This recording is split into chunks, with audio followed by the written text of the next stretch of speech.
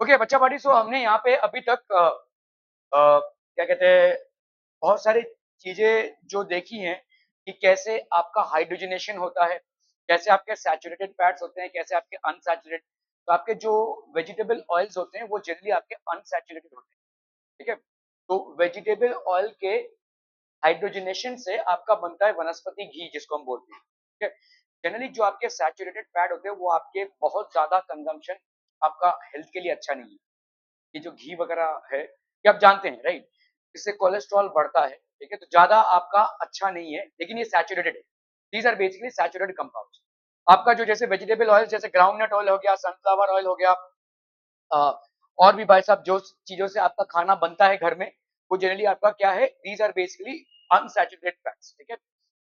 ये भी ज्यादा अच्छा नहीं है, लेकिन at least as compare to saturated fats these are better, ठीक है। हालांकि अभी एक उल्टा कॉन्सेप्ट चल रहा है। अभी बहुत सारे हेल्थ कॉन्शियस लोग तेल की जगह घी इस्तेमाल कर रहे हैं, ठीक है। और वैसे वो एक अलग कॉन्सेप्ट है। वहां पे होता क्या है कि आपका जो फैट है उसको बढ़ाया जा रहा है, और उस फैट के बर्नआउट से आप धीरे धीरे पतले होते जाते हैं। ये खैर दूसरी बात है। But we have studied so far these things. Now we have to basically study things which are very important as carbon compounds. दुनिया की सबसे बड़ी इंडस्ट्री है दारू की इंडस्ट्री, ठीक है। और इस दारू में भाई साहब, ये दारू जो है वो आपके पीने में भी लोग इस्तेमाल करते हैं। इंडिया वैसे सबसे बड़ा कंज्यूमर है अल्कोहल का, ठीक है। सबसे ज्यादा पियक्कड़ इंडिया में। India is the biggest consumer of alcohol. हमारा पॉपुलेशन भी ज्यादा है, वो भी एक फैक्टर हो सकता है, लेकिन पर कैपिटा कंजम्पशन हमारा अल्कोहल का ज्यादा है। प्लस आपका अल्कोहल जो है वो मोस्ट ऑफ द मेडिसिन में यूज होता है, खास करके आपके कफ सिरप्स में, ठीक है। आपके जो कफ जब सिरप देते हैं डॉक्टर्स, होम्योपैथिक मेडिसिन में तो अल्कोहल यूज होता ही होता है। किसी ने होम्योपैथिक मेडिसिन यूज किया है? होम्योपैथिक मेडिसिन में आप देखोगे अल्कोहल का परसेंटेज बहुत ज्यादा होता है, ठीक है, 90-95% तक जाता है। तो दीज आर थिंग्स। तो इथेनॉल हमारे लिए बहुत बड़ा एक कंपाउंड है। इथेनॉल जो है आज की तारीख में किसी किसी कंट्री में पेट्रोल की तरह यूज भी हो रहा है, ठीक है। कुछ कंट्रीज में पेट्रोल के साथ इथेनॉल को मिक्स किया जाता है। आपके सीबीएसई में एक क्वेश्चन आ चुका है इस बारे में, ठीक है, कि अगर हम इथेनॉल को अल्कोहल के पेट्रोलियम के साथ मिक्स करें, what kind of fuel do we get, ठीक है। जरा नजर रखियो, पता नहीं क्या क्या बनता है उनके कॉपी में, ठीक है। ऐसे इशारे कर दियो मेरे को, ठीक है। Ethanoic acid, we have ethanoic acid. Ethanoic acid basically कुछ नहीं है, एसिडिक एसिड है। चाइनीज वगैरह बनाने में जो आप यूज करते हैं, ठीक है, that is basically ethanoic acid. ये एक एडिबल फॉर्मेट है एसिड का। एडिबल मतलब जिसको आप खा सकते हैं। मिनरल एसिड्स को आप खाना तो दूर छू भी नहीं सकते, ठीक है। मतलब आपने अगर प्योर एसिड का एक ड्रॉप इधर से डाला तो इधर से निकल जाएगा, ठीक है। सल्फ्यूरिक एसिड इतना ज्यादा, जिसको हम तेजाब बोलते हैं, ठीक है। पहले के जमाने में हम टॉयलेट्स को उससे क्लीन करते थे, अभी तो हार्पिक वगैरह आ गया है, लेकिन ये बहुत डेंजरस होता था। अभी तो आपको हार्डवेयर की दुकानों में एसिड मिलेगा भी नहीं। तो these are mineral acids which are very skin burning and they can be very dangerous as well. So they can be very dangerous to the skin and to the individual as well, for the eyes as well, ठीक है। तो अभी हम देखेंगे कैसे कैसे हमारे important compounds हैं। तो इथेनॉल हमारा एक बहुत बड़ा कंपाउंड है जो बहुत ही ज्यादा इंपॉर्टेंट है, और अल्कोहल इंडस्ट्री का ये मेन कंपाउंड है इथेनॉल, ठीक है। So what is basically ethanol? IUPAC name ETHANOL। तो एथ है मतलब दो कार्बन एटम, दो कार्बन एटम बना लीजिए भाई साहब, ठीक है। और ऑल है मतलब आपका फंक्शनल ग्रुप क्या हो जाएगा यहाँ पे, OH। तो किसी एक में भाई साहब OH डाल दो। अब भाई साहब बाकी का आपको टेट्रा वैलेंसी पूरी करनी है और H एटम लगाना है। इसके आजू बाजू चार, इसके आजू बाजू चार, भाई साहब हो गया, ठीक है। This is basically your ethanol. समझ में आ रहा है? तो ये हो जाएगा C2H5OH। क्या ये कंपाउंड समझ में आ रहा है भाई साहब? C2H, thank you. C2H5OH, क्या ये कंपाउंड समझ में आ रहा है बच्चा? बाड़ी, are we clear on this compound? This is basically ethanol. एक बहुत ही हम बोल सकते हैं यूजफुल, हम बोल सकते हैं ये, this might be the future of fuels, ठीक है। एक एक टाइम आएगा जब हमारे पास फ्यूल नहीं रहेगा, ऑयल खत्म हो जाएगा दुनिया से, ठीक है। तो this might be a future fuel. अभी बहुत सारे कंट्रीज में इसको फ्यूल के साथ ऑलरेडी मिलाया जा रहा है, ठीक है। और बहुत सारी गाड़ियां टेस्टिंग मोड में भी हैं। तो इथेनॉल एक फ्यूल हो सकता है, फ्यूल ऑफ द फ्यूचर। तो C2H5OH है, ठीक है। बहुत हेवी मात्रा में जब हम इसको कंज्यूम करते हैं तो आप जो अल्कोहल कंज्यूम करते हैं, आप नहीं, मैं ऐसा मान रहा हूँ कि अभी तक आपके गले के नीचे ही उतरा नहीं है, उतर गया रहेगा, किसी का इनॉग्रेशन हो गया रहेगा तो हमें नहीं मालूम। लेकिन आपने अगर देखा रहेगा जो लोग इसको कंज्यूम करते हैं, चाहे वो विस्की हो, चाहे बियर हो, चाहे आपका स्कॉच हो, all these will have a very small percentage of alcohol. ठीक है, ज्यादा से ज्यादा आपको मतलब 30% मिल गया तो काफी ज्यादा है अल्कोहल की मात्रा उसमें। ठीक है, एक्चुअल अल्कोहल मतलब 100% हो ही नहीं सकता, अगर उसको हम पियेंगे तो लिवर जल जाएगा। ठीक है, so that is how it is.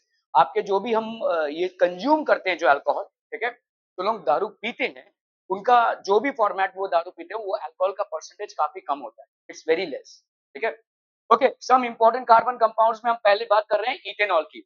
It is basically liquid at room temperature. ठीक है, रूम टेम्परेचर मतलब ये टेम्परेचर है, आपको ऐसा लिक्विड में ही मिलेगा ये। ठीक है, दिस विल बी लिक्विड। ठीक है, कॉमनली कॉल्ड एज अल्कोहल, क्योंकि यही अल्कोहल है। सारे अल्कोहल्स में आपका समझ लो मिथेनॉल से लेकर ब्यूटेनॉल, प्रोपेनॉल, ऑल अल्कोहल्स में जो कंज्यूमेबल अल्कोहल है वो इथेनॉल है। कंज्यूमेबल अल्कोहल जो हम पीते हैं वो बेसिकली इथेनॉल है। ठीक है, अभी नेचुरली ये बहुत सारी चीजों से प्रोड्यूस होता है, जैसे समझ लो आपका फ्रूट से प्रोड्यूस होता है, फ्रूट के फर्मेंटेशन से प्रोड्यूस होता है, राइस के फर्मेंटेशन से प्रोड्यूस होता है, तमाम चीजें हैं जिनके फर्मेंटेशन से ये प्रोड्यूस होता है। कैसे फर्मेंटेशन से ये प्रोड्यूस होता है? इनफैक्ट जो इडली आप किसने बोला, किसने बोला अभी? हाँ, ईस्ट। ठीक है, ईस्ट जो है एक ऐसा बैक्टीरिया है जो अगर आपके उस चीजों पर बैठे तो वो उसका होता है अनएरोबिक रेस्पिरेशन, और अनएरोबिक रेस्पिरेशन का बाई प्रोडक्ट है अल्कोहल।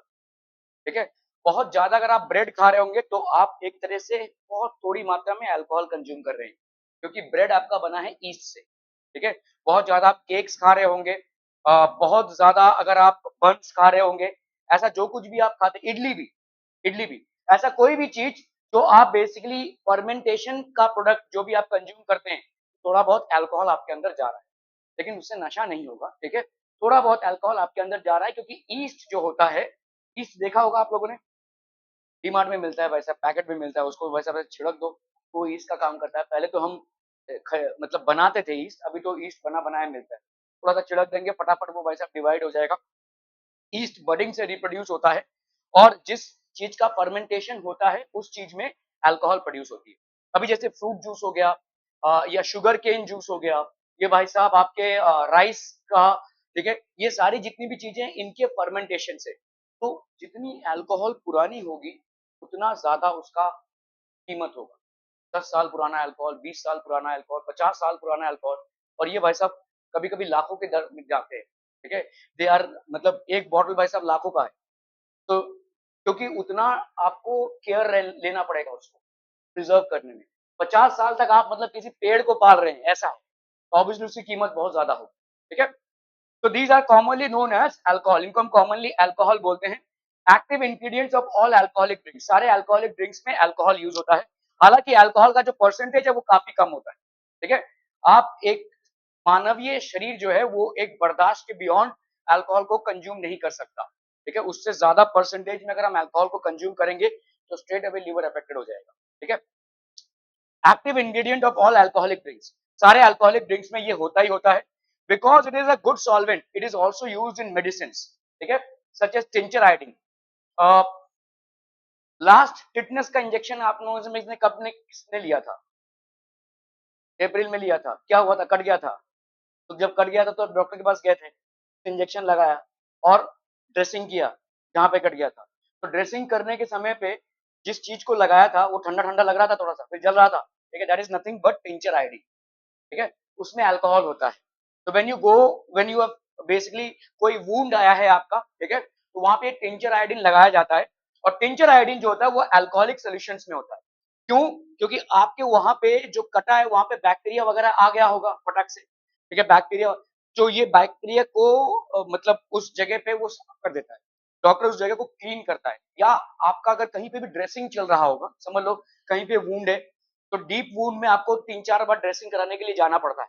हर बार ड्रेसिंग में डॉक्टर जो है वहां पे अल्कोहल लगाता है, क्योंकि अल्कोहल से वो साफ होता है। पानी नहीं लगा सकते, क्योंकि पानी से और ज्यादा बैक्टीरिया आएंगे। ठीक है, वो पानी उसको और पका देगा। ठीक है, it has the tendency of spoiling it all the more, ठीक है। तो ये टिंचर आयोडीन होता है, टिंचर आयोडीन, और जब आप टिंचर आयोडीन लगाते हैं वहां पे पानी नहीं लगना चाहिए, ठीक है। तो किसी भी जगह पे वूंड हुआ है तो टिंचर आयोडीन लगता है, ये अल्कोहलिक सोल्यूशन में बनता है। जैसे मैंने आपको बोला कफ सिरप्स होते हैं, ठीक है, ये कफ सिरप्स होते हैं, और कफ सिरप में ज्यादा करके अल्कोहल होगा ही होगा। आप किसी भी कफ सिरप का वो इंग्रेडिएंट्स पढ़ेंगे उसको, आप उसमें आपको अल्कोहल दिखेगा, ठीक है। ऐसा क्यों होता है, कफ सिरप में अल्कोहल क्यों होता है? पहली बात तो ये गुड सॉल्वेंट है, तो आपके बैक्टीरिया को ये डिसॉल्व करता है, आपके अंदर जो चेस्ट में कंजेशन है उसको डिसॉल्व करेगा। और दूसरा, आपको थोड़ा सा रिलीफ देगा।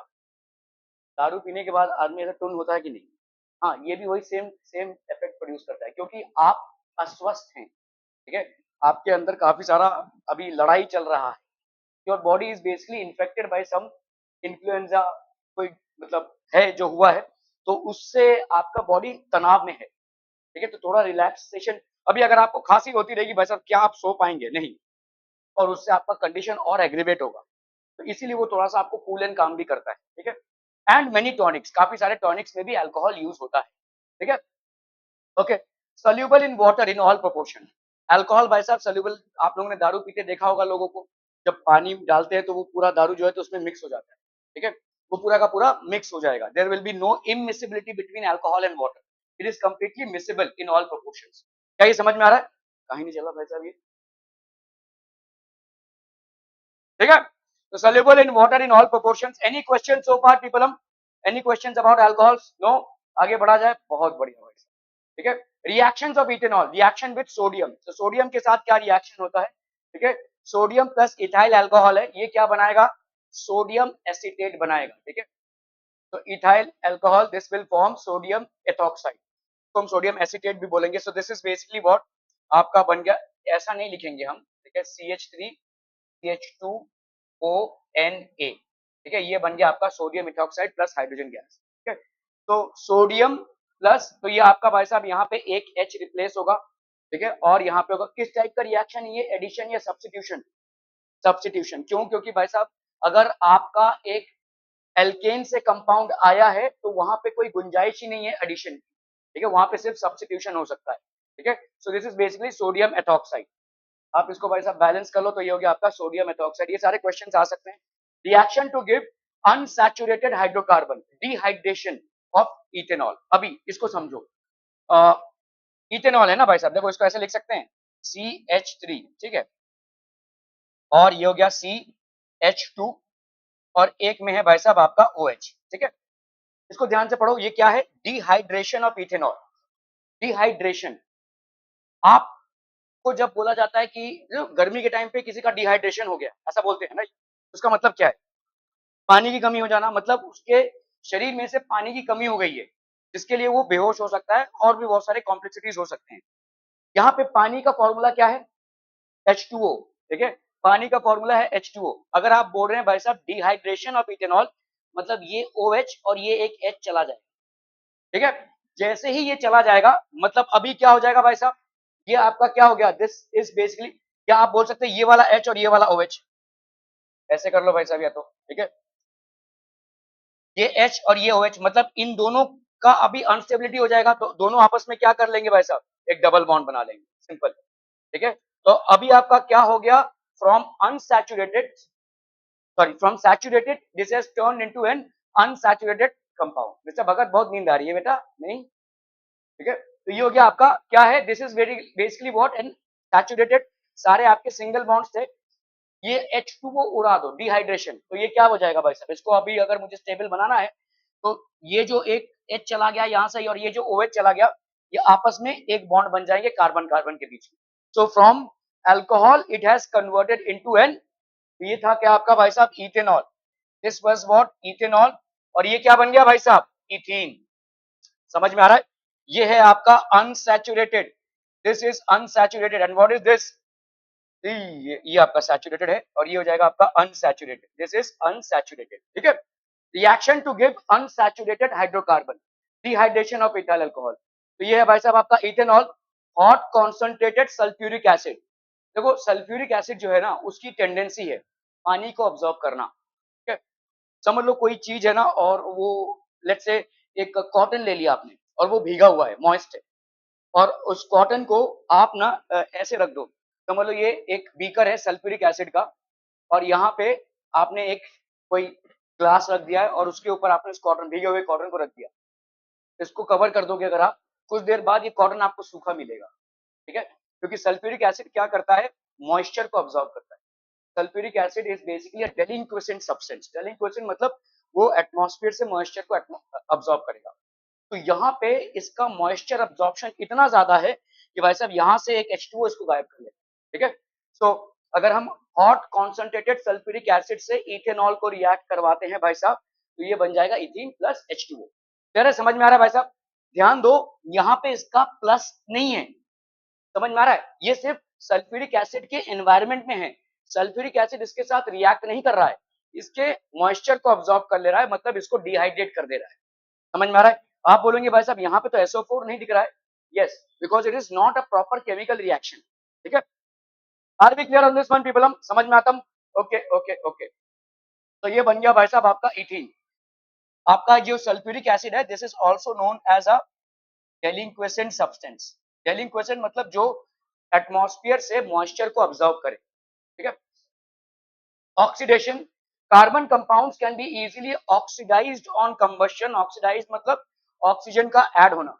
In addition to this complete oxidation, we have reactions in which alcohols are converted into carboxylic acid. अभी भाई साहब अल्कोहल क्या होता है? तो ROH बोल सकते हैं हम। R मतलब हो गया आपका एल्काइल ग्रुप।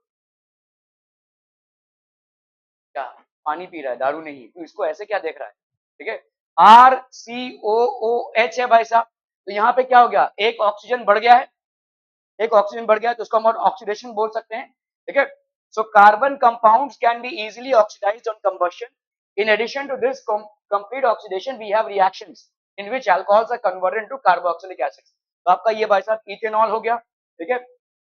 अल्कलाइन पोटेशियम परमैग्नेट के प्रेजेंस में अगर आप इसको हीट करेंगे, देखो ये अल्कलाइन पोटेशियम परमैग्नेट हो गया, या अपन बोल सकते हैं potassium dichromate, these are all known as oxidising agents.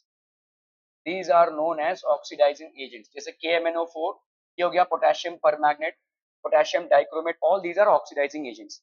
जैसे आप किसी से रिएक्शन इनका करवाएंगे तो ऑक्सीजन ऐड होगा, ठीक है। तो CH3CH2OH है, अल्कलाइन पोटेशियम परमैग्नेट प्लस हीट, ये क्या ही दे देगा आपको, ठीक है। और जैसे मैंने आपको बोला acidified potassium dichromate plus heat, ये दोनों भी जो हैं आपके पोटेशियम परमैग्नेट और पोटेशियम डाइक्रोमेट, दोनों भी आपके क्या हैं, ऑक्सीडाइजिंग एजेंट्स हैं।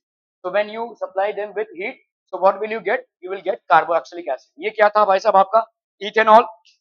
वो क्या हो जाएगा, यहाँ वो क्या हो जाएगा, उसका नाम नहीं, वो जो कंपाउंड बना, ज्योति जल्दी जल्दी। अरे COOH ग्रुप किसका फंक्शनल ग्रुप है? हाँ, कार्बोक्सिलिक एसिड का। तो कार्बोक्सिलिक एसिड में प्रीफिक्स ऐड होता है या सफिक्स? सफिक्स मतलब बाद में जो ऐड होता है वो ई को रिप्लेस करते हुए, और प्रीफिक्स मतलब जो पहले ऐड होता है। तो कार्बोक्सिलिक एसिड में क्या होता है, ओइक एसिड होता है ऐड, ठीक है। ओइक एसिड होता है सफिक्स जो ऐड होता है। तो आप देखो भाई साहब यहाँ पे कार्बन कितने हैं, दो। दो कार्बन के हिसाब से नाम क्या हो जाएगा, ईथेन। लेकिन ये इथेन है नहीं, तो ये ई जाएगा और ई के जगह पे आएगा ओइक एसिड, इथेनोइक एसिड। क्या ये समझ में आ रहा है, ठीक है। ओके, सो आपका ये हो गया इथेनॉल। ये अगर हम ट्रीट करेंगे अल्कलाइन पोटेशियम परमैग्नेट और एसिडिफाइड पोटेशियम डाइक्रोमेट, इनके साथ अगर हम हीट करेंगे तो ये क्या बनाएगा, इथेनोइक एसिड। इसमें एक ऑक्सीजन ऐड हो रहा है, ठीक है। तो ये जो दो सोर्सेज हैं आपके, अल्कलाइन पोटेशियम परमैग्नेट और acidified potassium dichromate, these are oxidising agents, ठीक है। These are basically oxidising agent. तो क्या बन गया आपका इथेनोइक एसिड, ये आपका हो गया oxidising agent. Properties of ethanoic acid, acidic acid हम इसको बोलते हैं। आप जो विनेगर डालते हैं उसमें बहुत कम रहता है एसिड, और ये एडिबल एसिड है, मतलब बहुत स्मॉल मात्रा में आप इसको कंज्यूम कर सकते हैं एज फूड, और चाइनीज वगैरह बनाने में आप इसको इस्तेमाल करते ही हैं, ठीक है। तो commonly known as acidic acid belongs to a group of acids called carboxylic acid. 5 to 8% solution, मतलब एक समझ लो 100 मिलीलीटर वाटर लिया है आपने, और उसमें 5 से 8 तक का आपने क्या भर दिया है, एसिडिक एसिड, तो यही हो जाएगा आपका विनेगर। आपके घर में जो दोनों काली कलर की जो बॉटल दिखती है, ठीक है, जो चाइनीज बनाने में इस्तेमाल होता है, वो बेसिकली विनेगर है। और उस विनेगर में अगर आप देखोगे तो कितना ही एसिटिक एसिड है, मतलब 5 से 8 टक्का। 100 मिलीलीटर का अगर वाटर होगा तो उससे 5 से 8 टक्का आपका एसिडिक एसिड होगा। क्या ये समझ में आ रहा है? Are be clear on this one? बहुत बढ़िया भाई साहब। Used widely as preservatives in pickles. ज्यादा करके अचार जो है वो आपको लॉन्ग टर्म, आप अचार बनाते क्यों हैं? खाने के लिए। okay। अचार बनाते हैं ऐसे लिए क्योंकि वो बहुत दिनों तक चलता है, जैम्स वगैरह हो गए, तो इनको लिए हम प्रिजर्वेटिव्स यूज करते हैं। तो ये जो आपका एसिटिक एसिड है ये एक प्रिजर्वेटिव है, that is used in pickles. अलग अलग पिकल्स में ऐसा प्रिजर्वेटिव हम यूज करते हैं। प्रिजर्वेटिव मतलब क्या होता है? बैक्टीरियाज वगैरह नहीं लगेंगे जब तक ये एसिड का एनवायरमेंट रहेगा। समझ में आ रहा है ये? ठीक है, it will act as a preservative. Its melting point is 290 kelvin. और कोई दूसरा नेचुरल प्रिजर्वेटिव है? हाँ, बोल। नाइट्रोजन। नाइट्रोजन हम, वो नेचुरल प्रिजर्वेटिव नहीं है। मतलब तुम्हारा जो चिप्स पैकेट में था वो तुम उसको आर्टिफिशियली भरते हो। ये क्या कहते हैं, अगर आप मार्केट में जाओगे, जो जो लोग मछली बेचते हैं, आपने गौर से कभी देखा है उनको? मछली के ऊपर वो सॉल्ट लगा देते हैं। तो सॉल्ट इज ऑल्सो प्रिजर्वेटिव। ठीक है, लेकिन अभी पिकल्स में आपने भर भर के सॉल्ट डाल दिया तो खा ही नहीं पाएंगे आप। इसीलिए आपको कुछ दूसरा इस्तेमाल करना पड़ेगा, and that is called vinegar. It's melting point is 290 kelvin. Frozen acetic acid is called glacial acetic acid. ठीक है, इसको नोट कर लीजिए। इनफैक्ट सभी नोट करने की जरूरत है, लेकिन इस पे एक सवाल आया हुआ है आपके बोर्ड्स में। ग्लेशियल एसिटिक एसिड, तो एसिटिक एसिड का अगर सॉलिड फॉर्म हम लेंगे तो आपका बर्फीला फॉर्म है, इसको अपन बोलेंगे ग्लेशियल एसिटिक एसिड।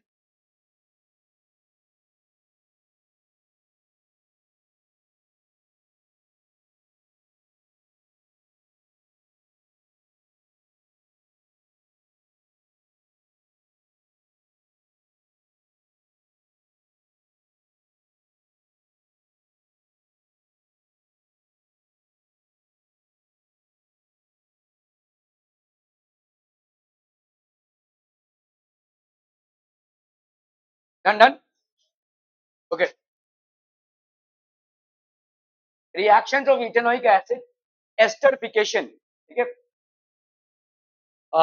जो एस्टर क्या होता है बेसिकली, आप लोगों ने ये अतर जानते हैं राइट? अतर तो स्वीट स्मेलिंग कंपाउंड होता है। ठीक है, उसका स्मेल बहुत स्वीट स्मेलिंग होता है। इस अतर का ही, अतर नाम कहाँ से आया? एस्टर से आया। ठीक है, एस्टर से ही ये अतर नाम आया। तो आपका एस्टर बनने का जो प्रोसेस है वो हम समझेंगे अभी। ठीक है, तो एसिड के साथ अल्कोहल को अगर आप रिएक्ट करेंगे, it will form an ester. ठीक है, ये लिख लीजिए भाई साहब, acid plus alcohol will give you an ester, and ester is basically a sweet smelling compound. ठीक है, इससे आपके डीओज बनते हैं, अतर बनता है, परफ्यूम्स बनते हैं।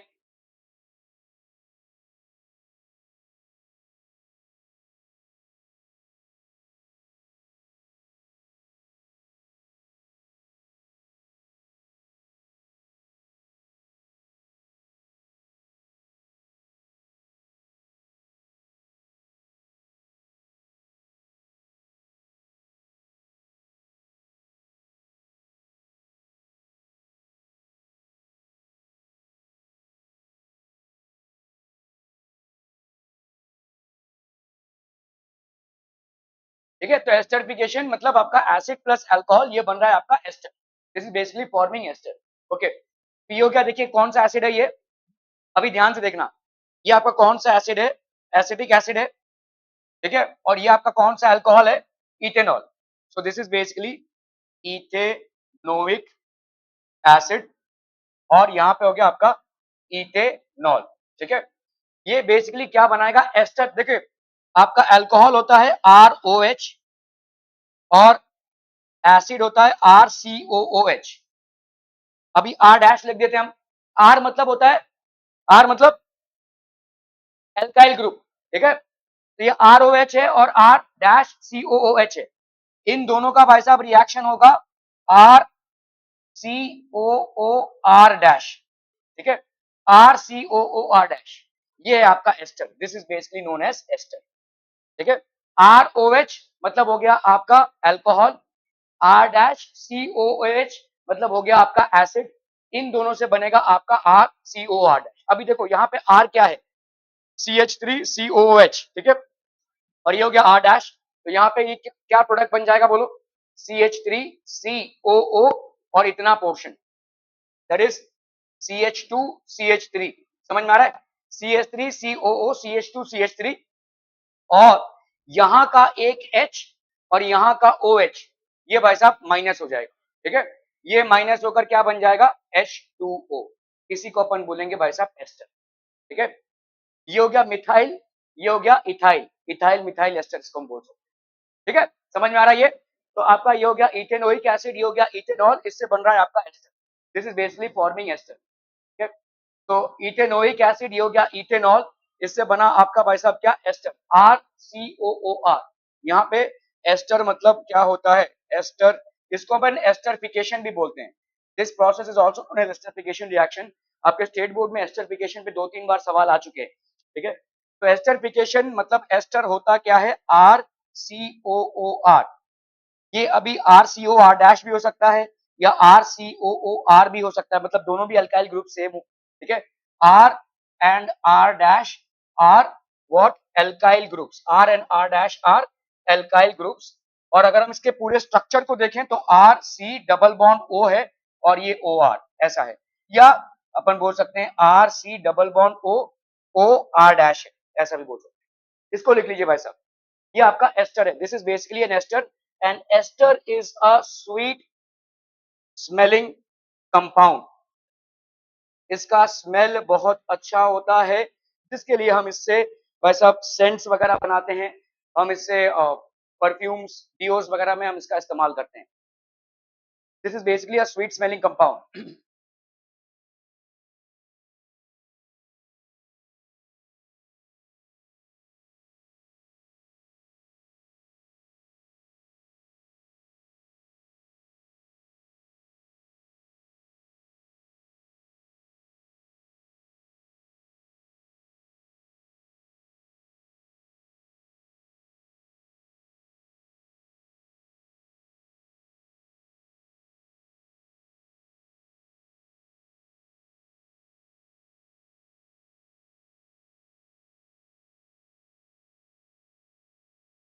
इधर कौन एब्सेंट है,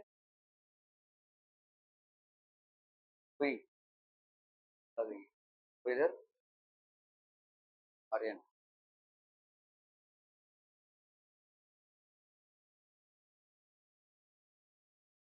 done done, are we done on this one people, हम okay okay okay.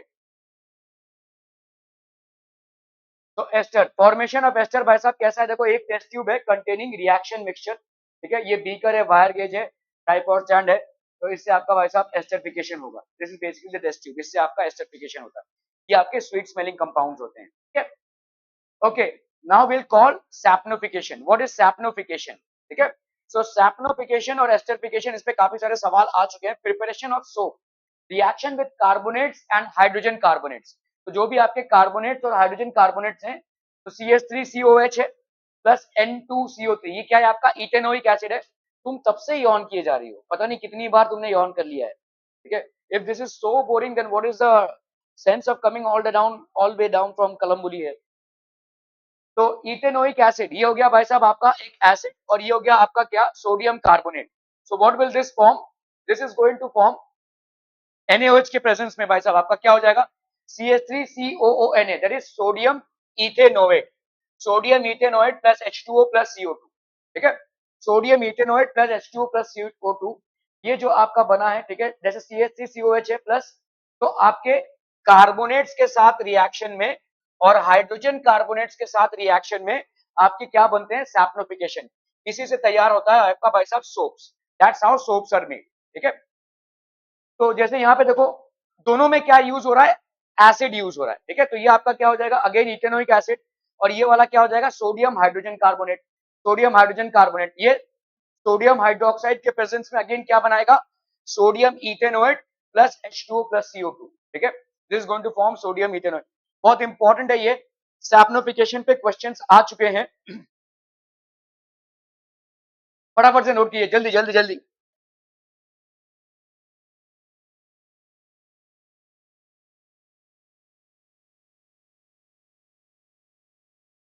Done done done.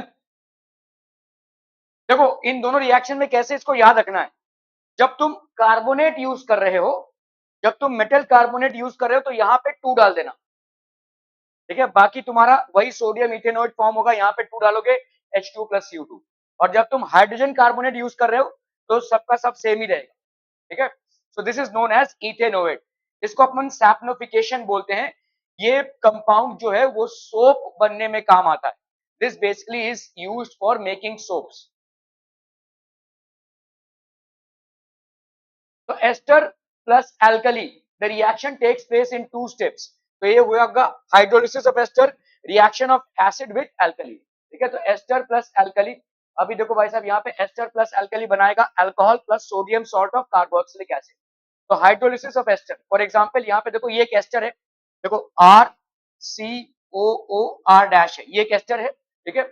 इसके साथ किसी एल्कली, तो इथाइल एसीटेट, ठीक है, ये हो गया एस्टर। इसके साथ किसी एल्कली को ट्रीट करेंगे जैसे सोडियम हाइड्रोक्साइड, पोटेशियम हाइड्रोक्साइड, ये सब आपके एल्कलीज हैं।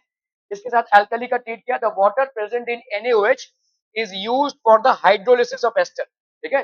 there is H plus and OH minus ions is added to the ester, ester में ये ऐड हो जाएगा, ठीक है। तो ये क्या बन जाएगा भाई साहब आपका C2, देखो यहाँ पे ध्यान से C2 एक जो है आपका सेपरेट आउट हो जाएगा C2H5, और ये OH इधर आ जाएगा, ठीक है। ये OH इधर आ गया C2H5OH, और इधर क्या हो गया देखो CH3COO, एक्चुअली Na होगा ये, सोडियम सॉल्ट ऑफ कार्बोक्सिलिक, ठीक है। सोडियम सॉल्ट ऑफ, इसको लिख लीजिए एस्टर है ये और alkali, so this will form alcohol and sodium salt of carboxylic acid. Ester plus alkali will form alcohol and sodium salt of carboxylic acid. ये हो गया भाई साहब आपका ester, this is what ethanol, and this is what sodium acetate, ठीक है। Sodium acetate या sodium ethoxide भी बोल सकते हैं, सोडियम एथेनोएट, ठीक है। सोडियम एसीटेट हो गया, ये हो गया आपका इथेनॉल, ठीक है। ध्यान से देखिए ये यहाँ पे क्या हुआ है, देखो यहाँ पे C2H5 था, इसके साथ OH का कॉम्बिनेशन हो गया तो ये बन गया C2H5OH, और ये CH3COO, ये बन गया CH3COO, ये H नहीं होगा, ये Na होगा, ठीक है। सोडियम एसीटेट विद मिसप्रिंट है CH3COO Na, that is sodium acetate, clear है। Reaction with an alkali NaOH plus CH3COOH, ये हो गया सोडियम हाइड्रोक्साइड प्लस इथेनॉल, ठीक है। इस इथेनॉल कहाँ होगा भाई साहब, ethanoic acid, this is ethanoic acid, ठीक है। यहाँ पे क्या बनेगा भाई साहब सोडियम इथेनोएट प्लस H2O, ठीक है। रिएक्शन विद एन एल्कली, ये हो गया हाइड्रोलिसिस ऑफ एस्टर, ठीक है। रिएक्शन विद एन एल्कली, ये बन गया CH3CONA प्लस H2O। सैप्नोफिकेशन, तो सैप्नोफिकेशन बेसिकली होता क्या है, ये जो बन रहा है ये होता है आपका सैप्नोफिकेशन, ठीक है। Sodium acetate plus ethanol, saponification basically कोई भी वेजिटेबल ऑयल अगर आप लेंगे, नींद आ रही है और एक पैसे की नोटिंग नहीं हो रही है तुम्हारी, तब से देख रहा हूं मैं, ठीक है। सैप्नोफिकेशन इज व्हाट, अगर कोई भी वेजिटेबल ऑयल आपने लिया और उसको आपने एल्कली के साथ ट्रीट किया, ठीक है, this will form soaps plus glycerol. अभी एल्कली आपके जो सोप्स हैं, जैसे अभी हमने देखा जो सोप्स हमने यहाँ पे तैयार किया है, ये बहुत ही स्मॉल कंपाउंड है, इससे सोप प्रॉपरली नहीं बनेगा। हालांकि ये भी एक सोप का फॉर्मेट है, लेकिन प्रॉपर सोप नहीं है ये, ठीक है। बहुत छोटा सा, ये इतने बड़े बड़े देखो C17H35 COONA, ये होता है आपका सोप। मतलब क्या है, यहाँ पे कार्बन की मात्रा को आपको बहुत ज्यादा बढ़ाना पड़ेगा, तब जाकर वो सोप बनाने में काम आएगा। हालांकि ये भी एक सोप का फॉर्मेट ही है, हमने एलिमेंट्री तौर पर इसको यहाँ पे समझने की कोशिश की है कि सोडियम एसीटेट बनता कैसे है, लेकिन हमारा पर्पस है यहाँ पे समझना सैप्नोफिकेशन को। एक्चुअल सोप में आपका कार्बन एक या दो नहीं रहेगा, 17-18 रहेंगे, ठीक है। तो ये देखिए दीज आर बेसिकली सोप्स, ठीक है। वही सेम है, इसका मतलब बहुत ज्यादा C17H35 CONA, C15H31 CONA, ये सब आपके सोप्स है, ठीक है। This is basically saponification. तो वेजिटेबल ऑयल को जब आप किसी एल्कली के साथ ट्रीट करते हैं तो आपका सोप्स प्लस ग्लिसरॉल बनता है, स्लोप्स प्लस ग्लिसरॉल, ठीक है। वेजिटेबल ऑयल प्लस NaOH, इसको लिख लीजिए भाई साहब, बहुत इंपॉर्टेंट है। सैप्नोफिकेशन, प्रॉपर सैप्नोफिकेशन ये है। हालांकि सैप्नोफिकेशन एलिमेंट्री तौर पे हम इसको भी समझ सकते हैं, लेकिन इससे सोप नहीं बन पाएगा। ये भी एक फॉर्मेट है सोप का, लेकिन प्रॉपर सोप बनेगा तभी जब ये भारी भरकम कंपाउंड हो गया, जब सी की मात्रा 15-17 ऐसा हो गया।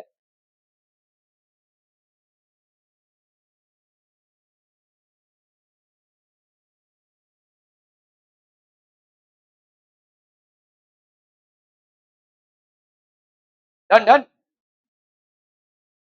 तो वेजिटेबल ऑयल, तो आप देखो अगर सोप के बारे में लिख रहे हो ना तो यहाँ पे C17H35, C15H31 ये लिखना पड़ेगा, ठीक है। These are basically soaps, soaps and detergents. तो सोप्स एंड डिटर्जेंट्स, देखो सोप होता क्या है, अभी जो इतना बड़ा आपने पढ़ा C17 या C15, ये बेसिकली एक ऐसा चेन होता है, यहाँ पे हर एक में आपको एक सी मिल जाएगा। All these are basically Cs, ठीक है, समझ में आ रहा है ये। और लास्ट में क्या है आपका Na, है ना, RCOONA, ये है भाई साहब सोप का फॉर्मूला। और ये R की वैल्यू भाई साहब C17 C15 ऐसा होगा, ठीक है। ये आपका सोप का एक चेन, जब आप इसको पानी में डालते हैं, जब आप सोप या डिटर्जेंट को पानी में डालते हैं तो बेसिकली होता क्या है, ठीक है। तो hydrocarbon chain let's say C17H35 है, और इसको अपन बोलते हैं आयनिक एंड। आयनिक एंड क्यों बोलते हैं, क्योंकि देखो यहाँ पे आपका क्या है C17H35 है, और ये है COONA। ये भाई साहब ये वाला जो है ये आयनिक एंड होगा। ये मतलब कैसा हो जाएगा, देखो ये माइनस में होगा और ये प्लस में होगा, क्योंकि देखो सोडियम जो है वो एक मेटल है, वो कोवैलेंट बॉन्ड बनाएगा क्या, क्यों बनाएगा वो, उसको तो अपना इलेक्ट्रॉन देने का है, ठीक है। It will lend its electron, किसको इलेक्ट्रॉन देगा, इस ऑक्सीजन को दे देगा, ठीक है, सामने जो उसका ऑक्सीजन है। तो इसीलिए ये भाई साहब आयनिक एंड हो गया, ठीक है। सोप में this is basically the soap, ये आपका भाई साहब आयनिक एंड है, this is known as ionic end. तो अभी ये काम कैसे करता है, जब भी आपने किसी सोप को या डिटर्जेंट को पानी में मिलाया है तो वो गंदगी कैसे साफ करती है, ठीक है। How is it more useful than plain water.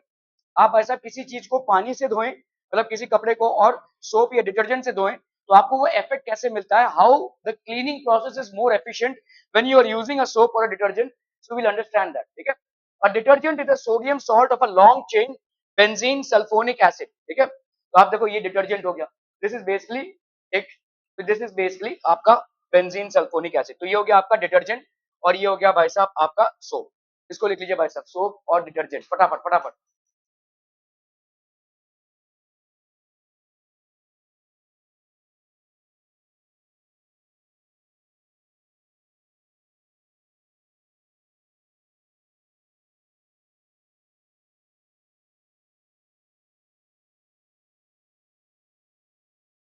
ये हो गया हाइड्रोकार्बन चेन, और ये हो गया भाई साहब आपका, this is also hydrocarbon chain. ये वाला देखो, इस इस पोर्शन में ये आपका हाइड्रोकार्बन चेन है, और ये आपका आयनिक एंड है, ठीक है।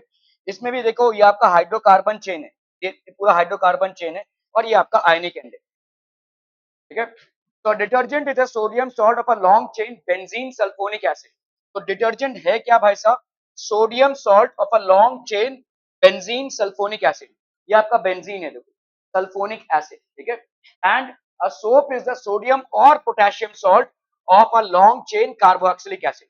अ soap is the sodium or potassium salt of a long chain carboxylic acid.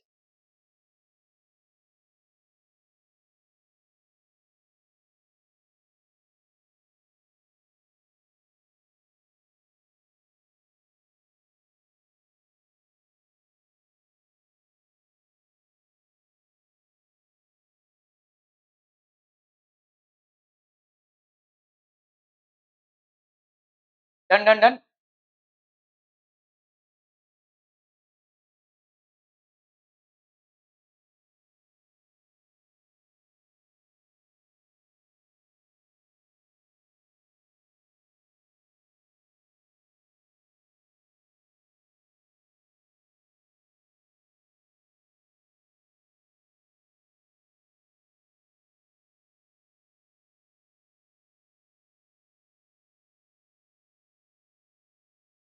हो गया। Okay, action of detergents in hard water and soft water. तो अगर आप देखोगे सोप्स और डिटर्जेंट्स, हार्ड वाटर मतलब क्या होता है, खारा पानी, ठीक है। खारा पानी मतलब एक्चुअली में जब पानी को आप जमीन से निकालते हैं, हम ग्राउंड वाटर का कंजम्पशन करते हैं, ये जो पानी जमीन से निकलता है इसमें कैल्शियम और मैग्नीशियम सॉल्ट्स होते हैं, और ये क्या करते हैं, पानी के सॉल्युबिलिटी को कम कर देते हैं, ठीक है। तो पहले इनको भगाना पड़ेगा, इनको भगाने के लिए हम सोप्स और डिटर्जेंट्स का इस्तेमाल करते हैं, ठीक है। तो सोप्स भाई साहब सॉफ्ट वाटर में, सॉफ्ट वाटर मतलब, हाय हाउ आर यू, ठीक है। सॉफ्ट वाटर मतलब क्या होता है भाई साहब, जो अ, जिसमें खारापन नहीं है, जिसमें डिजॉल्व सॉल्ट्स नहीं है, ठीक है। आपके घर में जो एक्वागार्ड लगा होगा, या आरओ प्लांट लगा होगा, उसमें से जो पानी निकलता है जो आप पीते हैं वो बेसिकली सॉफ्ट वाटर है। उसमें फटाफट आपका देखोगे अगर थोड़ा सा भी साबुन मिलाएंगे तो झाग बन जाएगा। तो ये लैदर्स इजिली मतलब झाग बनना, और जितना ज्यादा झाग बनेगा उतना ज्यादा आपका क्लीनिंग प्रोसेस होगा। ठीक है, साबुन में जितना ज्यादा झाग बनेगा उतना ज्यादा आपका क्लीनिंग प्रोसेस होगा। तो इट लैदर्स इजिली। ठीक है, हार्ड वाटर में क्या होता है भाई साहब, डज नॉट लैदर इजिली। तो सोप जब आप यूज करते हैं उसको आप हार्ड वाटर में यूज नहीं कर सकते। ठीक है, सोप आप हार्ड वाटर में यूज करेंगे भी तो आपको लैदर नहीं मिलेगा। ठीक है, क्योंकि हार्ड वाटर में कैल्शियम और मैग्नीशियम सॉल्ट डिजोल्व होते हैं। ठीक है, ग्राउंड वाटर में, अभी ग्राउंड में मिनरल्स होते हैं जैसे कैल्शियम हो गया, मैग्नीशियम हो गया, these are minerals which are present in the ground, because of which it will not lather easily. ये भाई साहब फटाफट से झाग नहीं देगा। समझ में आ रहा है ये? अगर हम डिटर्जेंट को यूज कर रहे हैं तो वो सॉफ्ट वाटर के साथ भी लैदर करेगा और हार्ड वाटर के साथ भी। ठीक है, हार्ड वाटर के साथ भी, इसके साथ भी लैदर यूज करेगा। डिटर्जेंट और सोप तो आपने देखा ही होगा, है ना? कभी कभी जो सोप है, जो जिस आप डिटर्जेंट से नहाते हो नहीं, है ना? क्यों आप डिटर्जेंट से क्यों नहीं नहाते? हाँ, क्या हो गया? सोप से ज्यादा एसिडिक होता है? नहीं नहीं, ऐसा कुछ नहीं। डिटर्जेंट से आप नहीं नहाते हैं क्योंकि भाई साहब डिटर्जेंट आपके स्किन पे इफेक्ट ला सकता है, क्योंकि डिटर्जेंट बेसिकली है क्या, detergent is which will work with hard water as well. Detergent को आप यूज करते हो कपड़े धोने के लिए। ठीक है, और आप सोप को यूज करते हो अपने आप को नहाने के लिए। ठीक है, तो ये सॉफ्ट वाटर आप जो नहा रहे हो, अगर आप खारे पानी से नहा रहे हो तो उसमें आपको डिटर्जेंट लगेगा अपने आप को साफ करने के लिए भी, क्योंकि वहां पे झाग बनेगा ही नहीं। खारे पानी से नहा रहे हैं अगर, खारे पानी से मतलब जो आपका बोरिंग का पानी होता है, ठीक है, उस पानी से को अगर आप यूज कर रहे हैं तो वहां पे भी अपने आप को साफ करने के लिए आपको डिटर्जेंट लगेगा, वहां पे सोप काम नहीं करेगा। ठीक है, तो आपका जो डिटर्जेंट होता है वो सॉफ्ट वाटर और हार्ड वाटर दोनों के साथ भी काम कर जाएगा, लेकिन जो सोप्स होते हैं वो सिर्फ सॉफ्ट वाटर के साथ ही लैदर बनाएंगे, हार्ड वाटर के साथ लैदर बनाएंगे नहीं। हार्ड वाटर मतलब कुछ नहीं होता, पानी हार्ड नहीं हो जाता है, आपके पानी में जो कैल्शियम और मैग्नीशियम सॉल्ट्स हैं उनका प्रोपोर्शन बढ़ जाता है। तो देखो इस चीज को समझो, जो भाई साहब समझ लो एक बस आ रही है, ठीक है, अभी इस बस में पैसेंजर्स बहुत खचाखच भरे हुए हैं, आप इस बस में चढ़ने की कोशिश करेंगे तो तकलीफ हो, लेकिन अगर बस खाली रहेगी तो आप आराम से अंदर जा सकते हैं। ठीक है, वैसे ही वाटर भी है। अभी वाटर करता क्या है, साफ सफाई का काम करता है ना? तो अगर वाटर में पहले से ही बहुत सारे आपके कैल्शियम और मैग्नीशियम सॉल्ट प्रेजेंट है, तो वो और किसको डिसॉल्व करेगा, पहले से ही लोग भरे पड़े, तो उसकी सॉल्युबिलिटी कम हो जाएगी। इसीलिए उस हार्ड वाटर को जब आप साफ सफाई में यूज करेंगे तो उतना ज्यादा साफ सफाई में वो प्रोडक्टिव नहीं हो पाए। लेकिन अगर वाटर प्योर हो आपका, जैसे सॉफ्ट वाटर है, तो उसकी भाई साहब सॉल्युबिलिटी ज्यादा होती है। ठीक है, so these are the things that we have to understand about sublimation. No scum is formed, soft water में कोई स्कम नहीं फॉर्म होता है, reacts with calcium and magnesium ions to form insoluble precipitate called scum. ठीक है, ये भाई साहब इनसोल्यूबल प्रेसिपिटेट बना देता है, स्कम बन जाता है। कुछ दिनों पहले आप लोग न्यूज देखते हैं कि नहीं मुझे मालूम नहीं, दिल्ली में ऐसा हुआ था कि ऐसे बहुत बड़े बड़े झाग जा रहे थे जमुना नदी के, दैट इज कॉल्ड स्कम। ठीक है, वो बहुत ज्यादा पोल्यूशन की वजह से हुआ है। ठीक है, स्पेशली दिवाली वगैरह में पोल्यूशन के लेवल्स बढ़ जाते हैं, और तब ये भाई साहब वो ऐसे बड़े बड़े आइसबर्ग्स की तरह स्कम्स जा रहे हैं। ठीक है, these were basically highly toxic substances. ठीक है, तो ये स्कम है, नो स्कम इज फॉर्म। आप अगर देखोगे यूट्यूब में भी देख सकते हो, और मतलब आपके न्यूज में भी आया था, यमुना नदी में काफी सारा बहुत बड़ी मात्रा में ऐसे स्कम तैर रहा है। ठीक है, तो react with calcium and magnesium ions to form insoluble precipitate called scum. यहाँ पे कोई स्कम फॉर्म नहीं होता है। No scum is form by detergents with soft water और विथ हार्ड वाटर। तो सॉफ्ट वाटर के साथ तो सोप का परफॉर्मेंस अच्छा है, लेकिन हार्ड वाटर में सोप का परफॉर्मेंस अच्छा नहीं है। ठीक है, इसीलिए हम डिटर्जेंट्स यूज करते हैं, क्योंकि डिटर्जेंट्स में चाहे सॉफ्ट वाटर हो चाहे हार्ड वाटर हो, it will form a lather. और अगर सॉफ्ट वाटर हो या हार्ड वाटर हो, no scum will be form when we are using detergents. Clear है? इसको लिख लीजिए फटाफट फटाफट।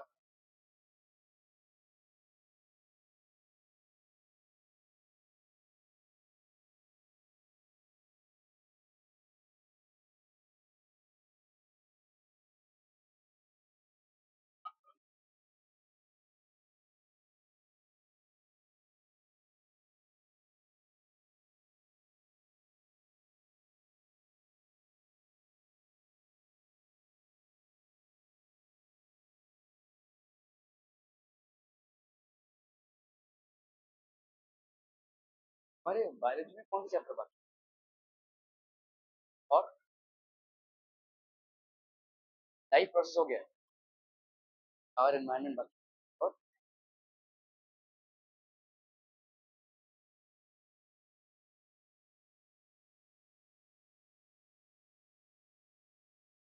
एनवायरनमेंट का चैप्टर तुम लोग को भी है ना? मालूम ही नहीं। और अगले 2 महीने में एग्जाम है भाई साहब, चैप्टर के नाम नहीं याद है।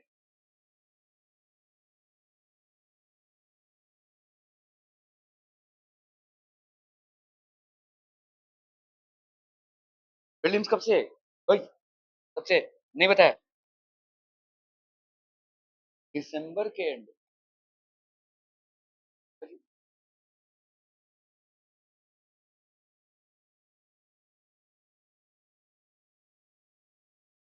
Done done done.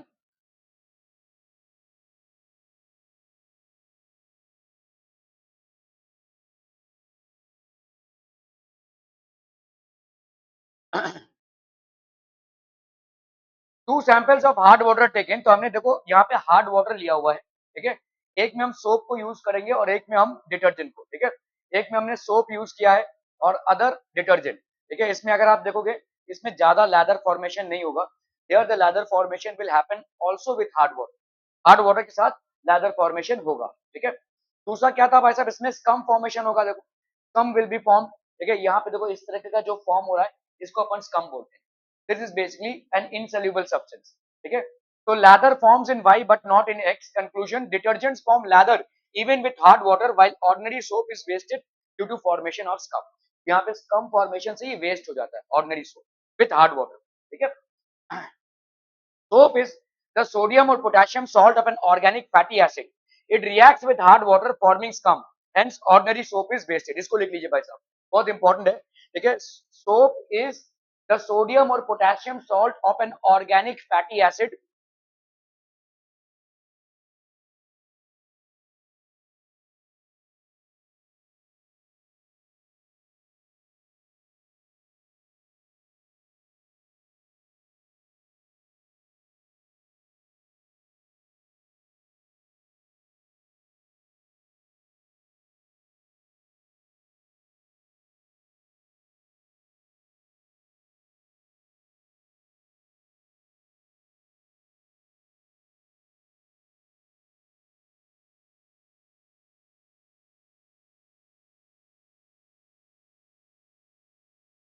Soap is the sodium or potassium salt of an organic fatty acid. It reacts with hard water forming scum.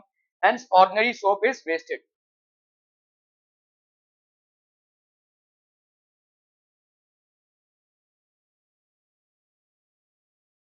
Done. There are sodium salts of alkyl sulfonic acid group instead of carboxylic acid group. There are sodium salts of alkyl sulfonic acid group SO3H instead of carboxylic acid group. Okay. Okay. चलिए भाई साहब, so differences between soaps and detergents. Soaps आपके biodegradable हैं, ये एक problem है detergent का। Detergent में डिटर्जेंट आपका भाई साहब हार्ड वाटर के साथ भी लैदर बना रहा है, सॉफ्ट वाटर के साथ भी लैदर बना रहा है। डिटर्जेंट आपका हार्ड वाटर के साथ स्कम नहीं बनाएगा और सॉफ्ट वाटर के साथ भी स्कम नहीं बनाएगा। सोप का डिसएडवांटेज क्या है, हार्ड वाटर के साथ वो स्कम बनाएगा और हार्ड वाटर के साथ वो लैदर नहीं बनाएगा। लेकिन प्रॉब्लम ये है कि सोप्स जो है वो बायोडिग्रेडेबल होते हैं। अगर सोप को आपने एनवायरमेंट में फेंक दिया तो बायोडिग्रेडेबल है, लेकिन डिटर्जेंट्स आपके नॉन बायोडिग्रेडेबल है, दे आर नॉन बायोडिग्रेडेबल, ठीक है। Okay, non suitable for washing in hard water, ये तो हमने देख लिया भाई साहब, क्योंकि हार्ड वाटर के साथ इनका स्कम भी बनता है और हार्ड वाटर के साथ इनका स्कम भी बनता है और प्लस हार्ड वाटर के साथ इनका लैदर नहीं बनता है, ठीक है। Okay, suitable for washing in hard water, relatively weak cleaning action.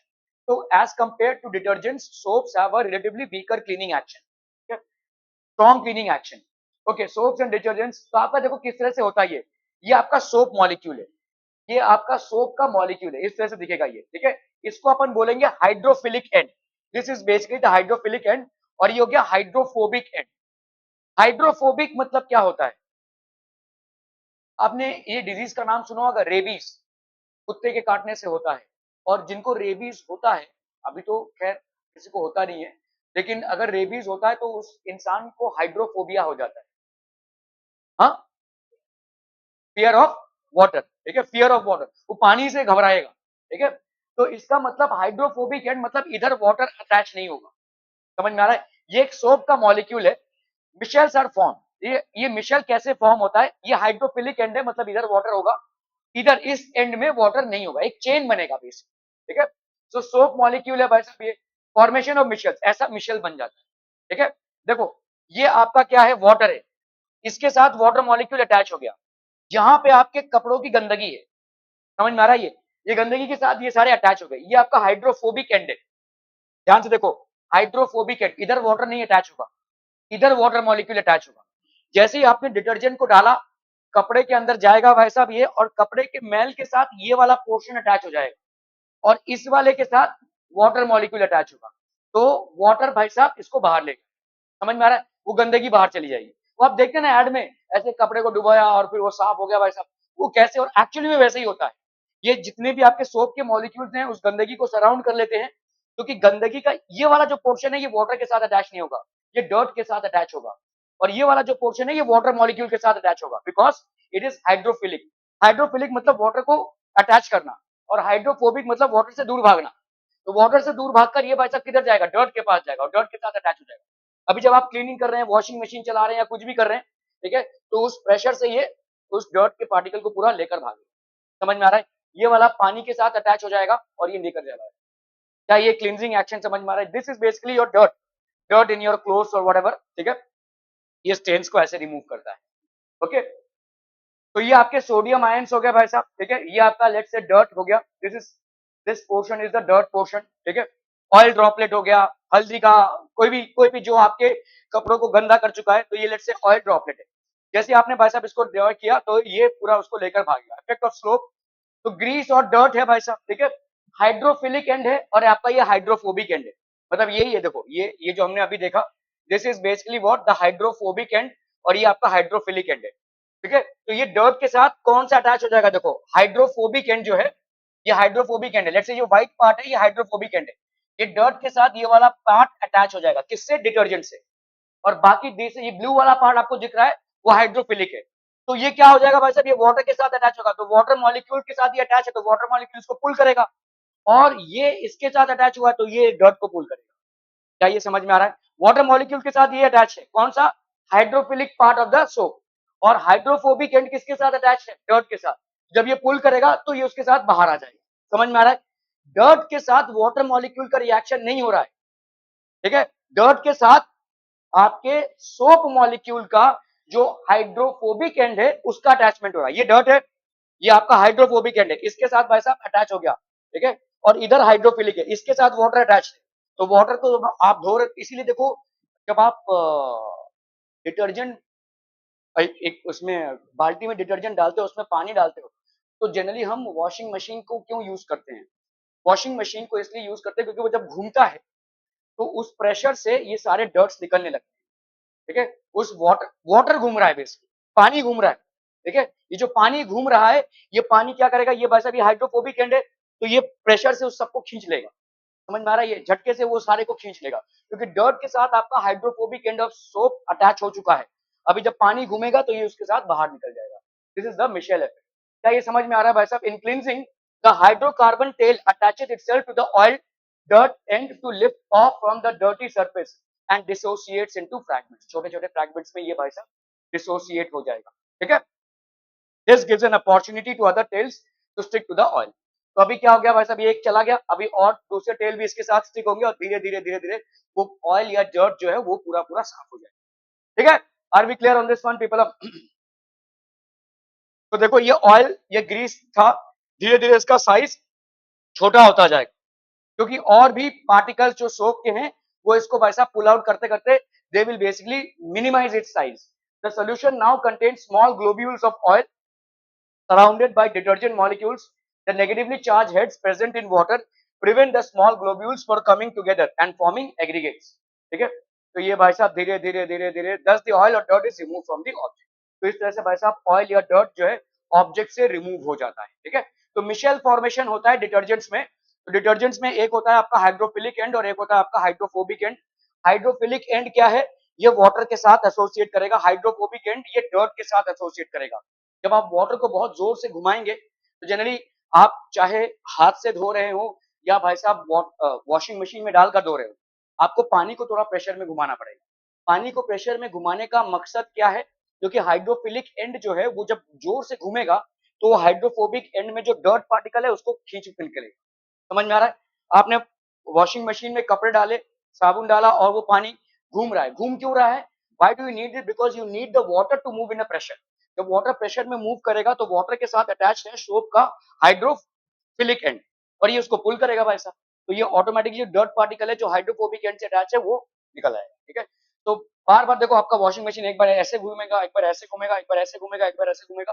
This is what you are trying to create. ठीक है, दैट द द जो सोप का डिटर्जेंट का ये बना है micelle, you are effectively making use of it. क्या ये समझ में आ रहा है? ठीक है, okay. So this basically completes your chapter. Any questions you have, people? Any questions? अगर आपके पास questions नहीं तो मेरे पास हैं, तो हम प्रैक्टिस करेंगे। ठीक है, बहुत